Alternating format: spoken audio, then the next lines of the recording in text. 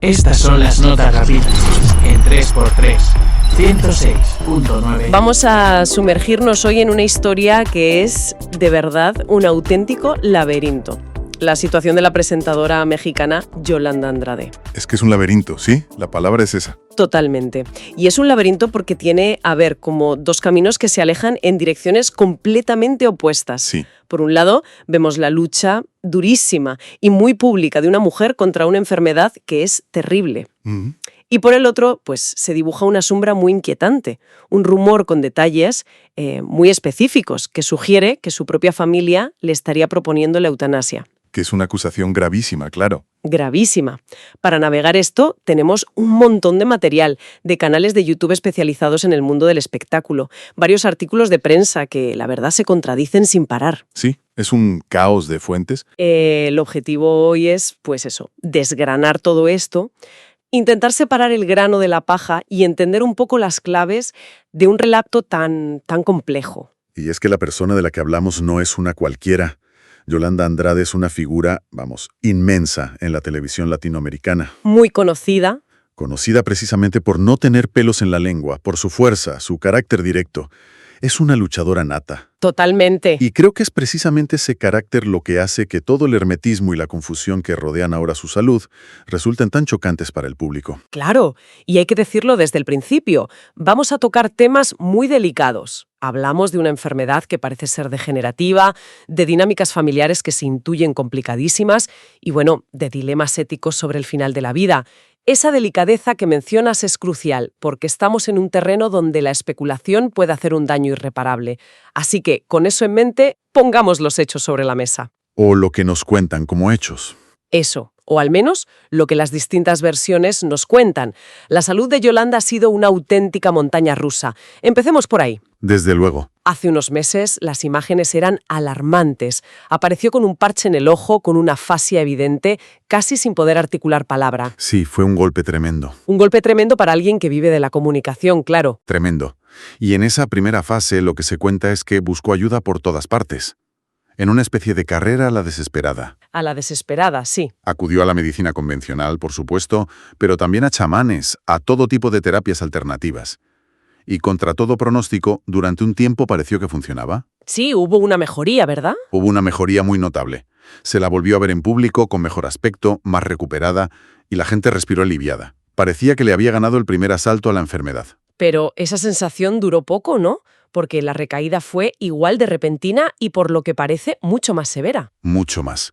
De repente la noticia es que ha sido hospitalizada de urgencia, que ha llegado a estar en terapia intensiva. Uf. Y es aquí donde la comunicación de la familia empieza a hacer aguas y alimentar las sospechas. Ahí empieza todo. En un primer momento, según varios medios, su hermana y su cuñado niegan el ingreso hospitalario. Lo niegan. Pero cuando la información se filtra, y ya es innegable, cambia la versión y lo admiten. Eso sí, matizando que ya está en casa, que todo está bajo control. Claro, esta gestión de la información tan fragmentada y reactiva es la que abre la puerta a todo tipo de especulaciones. Exacto. Porque la gente se pregunta, si todo está bien, ¿por qué no ser transparentes desde el principio? Y sobre la enfermedad en sí, se sabe algo con certeza, porque ahí también ha habido mucho baile de diagnósticos. Ha sido un caos. La narrativa que ha ido cogiendo más fuerza apunta a un diagnóstico de esclerosis múltiple. Vale. Pero lo más llamativo es que, al parecer, los médicos tardaron 1 año y medio en dar con la tecla. 1 año y medio. Se comenta que los síntomas iniciales eran muy parecidos a los de la enfermedad de Lyme, la misma que padece la cantante Thalía, con quien Yolanda, por cierto, mantiene una amistad muy estrecha y habla a diario. Perdona que te interrumpa, pero es que esto es importante. 1 año y medio sin saber qué te pasa, con un cuerpo que te ataca desde dentro. La angustia tuvo que ser inimaginable. Totalmente. Y las descripciones del estado actual que se recogen en algunas de estas fuentes son para echarse a llorar. Son durísimas. Hablan de un deterioro rapidísimo y muy agresivo. Mencionan ataques constantes al sistema nervioso y un dolor crónico de una intensidad brutal. He leído algo de eso, sí. Hay una cita en uno de los artículos que es demoledora. Dice que el roce de la ropa, el contacto de las sábanas, todo se transforma en una agresión. Madre mía. Imagina vivir así. La pintan con una movilidad casi nula y con la voz prácticamente perdida. Es que se te cae el alma a los pies al oírlo. Y es en este contexto, de vulnerabilidad extrema, de una persona postrada y sin apenas capacidad para comunicarse, cuando estalla la bomba. El rumor de la eutanasia. Exacto. Y no es un rumor vago, ¿eh? Se señala con nombres y apellidos. Sí, sí. Las acusaciones son directísimas. Apuntan a su hermana, Marilé Andrade, y sobre todo a su cuñado, Sergio Araiza. Al cuñado, sí. Según estas informaciones, habrían sido ellos quienes plantearon la idea. Y aquí es donde la historia se vuelve todavía más turbia, porque uno de los canales especializados cita la supuesta frase que Sergio le habría dicho a Yolanda para convencerla. Uf, la frase. Algo así como que sería bueno este procedimiento para acelerar el proceso del adiós, para que su alma se pudiera elevar con menos dolor. Una frase que suena casi poética, pero que en ese contexto es terrorífica.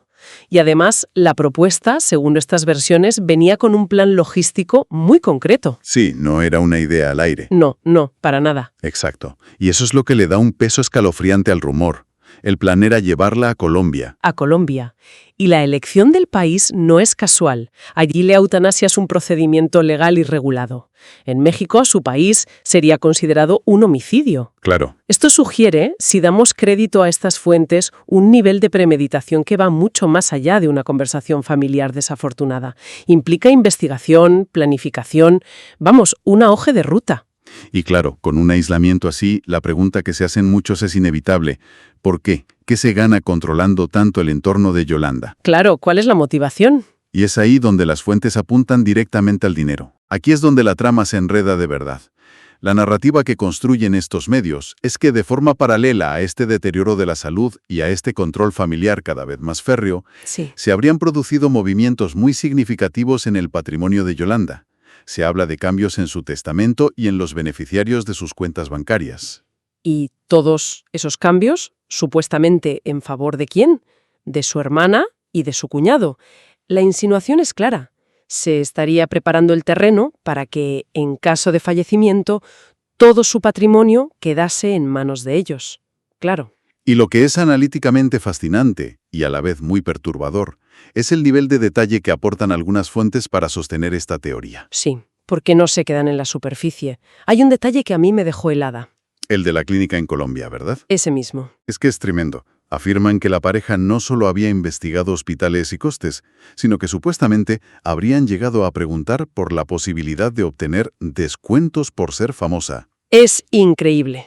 La idea, según esta versión, era que Yolanda grabase un último vídeo promocional para la clínica justo antes de someterse al procedimiento. Es que cuesta hasta repetirlo en voz alta. Si esa información es cierta, estamos hablando de una frialdad y una codicia monstruosas. Monstruosas. Y si es mentira, la maldad que hay detrás de inventar algo así es del mismo calibre. No hay término medio. Es una acusación de una crueldad que, se escapa a la comprensión. Y este es el punto que más chirría en toda la historia, la contradicción fundamental. Porque toda esta narrativa choca frontalmente con la imagen que el público tiene de Yolanda Andrade. No tienen nada que ver. Acusaciones tan graves son las primeras en subrayar que ella es una luchadora, una mujer que, textualmente, se aferra a la vida. Sí. No hay más que ver cómo buscó tratamientos por tierra, mar y aire cuando empezó a sentirse mal. Exacto. Es que no encaja.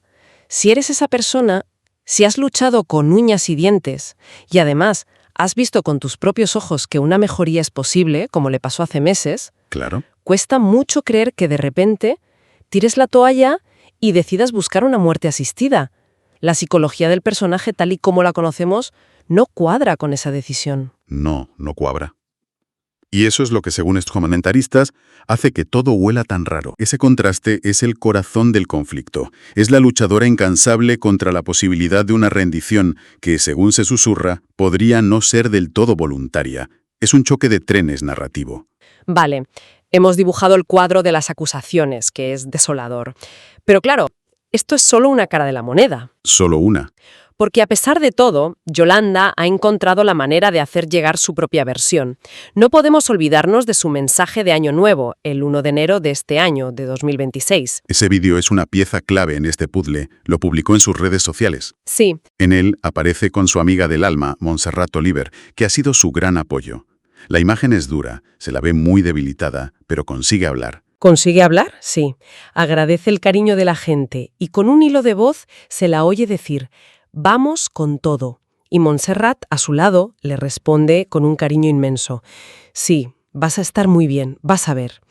Ese documento, por breve que sea, proyecta una imagen de esperanza, de ganas de luchar, que es la antítesis de la narrativa del abandono. Totalmente. Y no solo ha mandado mensajes a través de gestos, también ha sido explícita. Ha negado los rumores de forma directa. Sí. En uno de los artículos se recoge una declaración suya muy contundente. Cito textualmente lo que dijo. No me voy a hacer la eutanasia ni nada de eso. Así de claro. Yo no tengo necesidad de pensar en eso porque Dios es muy generoso conmigo. Solo Dios sabe cuándo es el momento. Es una negación rotunda. Rotonda. Y va más allá. También desmiente el supuesto secuestro o aislamiento forzado del que hablan los rumores y asegura que su cuñado no controla ni su dinero ni sus decisiones médicas. Un momento. Entonces, recapitulemos, porque aquí es donde la cabeza empieza a dar vueltas. Es que es para volverse loco. Por un lado, una serie de informaciones muy detalladas, casi forenses, que hablan de un plan para llevarla a Colombia, de un móvil económico clarísimo, de un aislamiento. Y por el otro, la propia protagonista diciendo, nada de esto es verdad, estoy luchando y mi familia me cuida. ¿Cómo es posible que coexistan dos realidades tan diametralmente opuestas? Esa es la pregunta del millón. Y nos sitúa en un escenario de confusión absoluta. Una campaña de desprestigio brutal y perfectamente orquestada contra su hermana y su cuñado. No parece haber un punto intermedio. Es que es un dilema irresoluble desde fuera. O ella es una víctima que no puede hablar, o su familia son las víctimas de una calumnia atroz, y la verdad queda completamente atrapada en medio. Si intentamos hacer una síntesis, el caso de Yolanda Andrade ha dejado de ser una noticia del mundo del espectáculo para convertirse en un drama humano de una complejidad enorme. Totalmente. Se entrelazan la batalla personal contra una enfermedad devastadora, unas dinámicas familiares que vistas desde fuera son completamente opacas. Opacas es la palabra. Unas sospechas económicas muy graves y, como telón de fondo, preguntas éticas profundísimas sobre la vida, la dignidad y la muerte. Y el factor que lo envenena todo es que la enfermedad le ha quitado la voz en el sentido más literal de la palabra. Su incapacidad para comunicarse de forma clara, fuerte y autónoma crea un vacío de información. Exacto. Y la naturaleza y los medios aborrecen el vacío. Ese silencio es el que se está llenando con interpretaciones, con rumores y con estas dos versiones tan salvajemente contrapuestas que pelean por definir su realidad. Has dado en el clavo. La ausencia de esa voz principal, fuerte e inequívoca, es el campo de cultivo perfecto para que florezcan estas narrativas en conflicto. Se crea un espacio donde la versión más dramática o la que mejor encaja con los prejuicios de cada uno puede crecer sin que nadie pueda desmentirla con la autoridad de la propia protagonista. Entonces, para que quede claro el panorama que nos dibujan las fuentes, las dos caras de la moneda son estas. O estamos ante una familia que, presuntamente, está intentando manipular a una persona en su momento de máxima vulnerabilidad con un objetivo económico. O estamos ante una campaña de difamación de una crueldad difícil de imaginar contra esa misma familia. Con la información que tenemos, la verdad es un fantasma. Y esto nos lleva, más allá del caso concreto, a una reflexión final que creo que es importante. En esta era de la información instantánea y del juicio en redes sociales, cuando una enfermedad incapacita y silencia la voz de una persona pública, ¿quién tiene el derecho a contar su historia? Buena pregunta. ¿Quién se convierte en el narrador legítimo de su vida? Y sobre todo, ¿cómo podemos nosotros, como audiencia, distinguir entre la preocupación genuina y la especulación morbosa? Especialmente en un cóctel tan explosivo donde se mezclan la salud, la familia y el dinero. Estas son las notas rápidas en 3x3, 106.9. 3x3, el podcast de la semana.